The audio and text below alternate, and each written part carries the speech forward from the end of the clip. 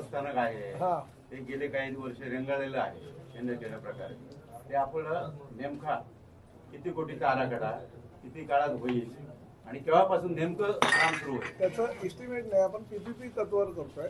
बस डेपोच्या ऐवजी bus port करण्याच्या सूचना ह्या मुख्यमंत्र्यांनी दिलेल्या आहेत आणि त्या माध्यमातून आपण ते बस पोर्टसाठी निविदा आता ऑगस्टमध्ये साधारणतः देऊ. कारण जूनमध्ये आम्हाला कॅबिनेटला त्याला मंजुरी मिळाली की ऑगस्टपर्यंत त्याची निविदा प्रक्रिया होईल.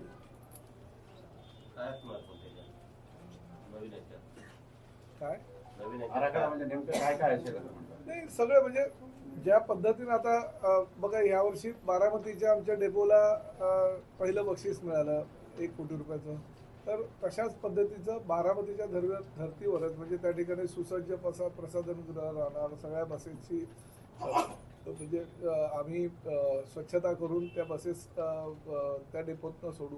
आमचे जे ड्रायव्हर कंडक्टर आहे त्यांना पूर्णतः राहण्याची व्यवस्था त्या ठिकाणी असेल. बंक बेड असतील त्या ठिकाणी एअर कंडिशन वगैरे सुद्धा ज्या ज्या ठिकाणी आवश्यक आहे त्या ठिकाणी आम्ही करू. उन्हाचा त्रास सहन काही ठिकाणी होत नाही म्हणून. काही ठिकाणी आमच्या ज्या महिला आहेत त्या महिलांना योग्य प्रकारे एक त्यांना आराम करण्यासाठी वगैरे जागा त्या ठिकाणी उपलब्ध होईल.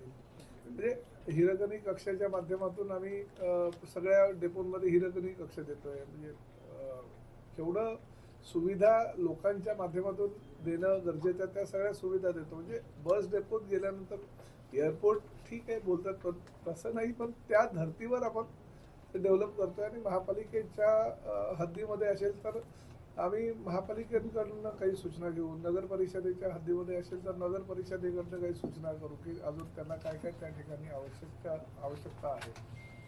त्यामुळे आतापर्यंत जे जे काही प्रश्न होतील आणि स्वच्छतेचं फार मोठ्या प्रमाणात आम्ही त्या ठिकाणी विचार करून स्वच्छतेच्या बाबतीत पुढाकार घेतोय आणि प्रसाधनगृहांवर आम्ही जास्त लक्ष केंद्रित केलं. कारण तक्रारी सगळ्यात जास्त जे आता मी एसटी महामंडळाचा अध्यक्ष म्हणून बसल्यानंतर प्रसाधनगृहाच्या बाबतीतच जास्त आले. तुम्ही म्हणताय की सावंतवाडी डेपो आहे ना हा सगळ्यात पहिला जिल्ह्यातला. तिथून एकही गाडी मुंबईला जात नाही बोरिवलीला जात नाही.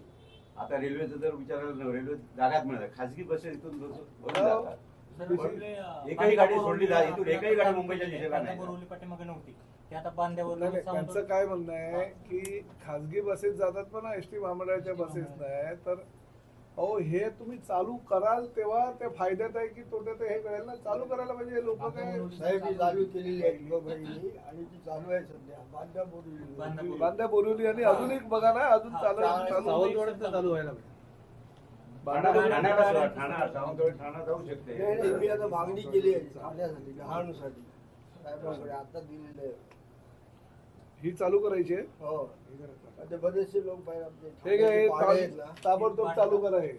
हे बघा पणजी सावंतवाडी आणि डहाणू पणजी सावंतवाडी डहाणू लगेच चालू करा. प्रॉफिट मध्ये येईल ना लॉस नको.